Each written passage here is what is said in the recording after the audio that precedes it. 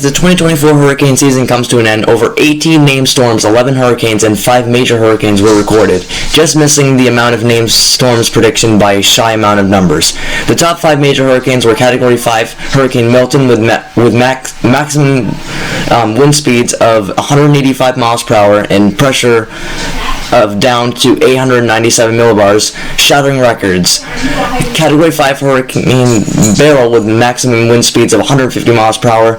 Category 4 Hurricane Helene with max wind speeds of 145 miles per hour. Category 3 Hurricane Leslie with maximum wind speeds of 120 miles per hour. And Category 3 Hurricane Gordon with maximum wind speeds of 115 miles per hour. Also, not to mention Hurricane Beryl becoming the earliest Category 5 hurricane to form the Atlantic season in the month of June on record. Hurricane Milton was one of the most intense hurricanes out of the entire season. The total amount of damage that was brought by the 2024 hurricane season has costed around $500 billion, making this hurricane season one of the most expensive seasons on record, and unfortunately 400 fatalities. Now we'll have to wait and see what the 2025 hurricane season has to offer for us.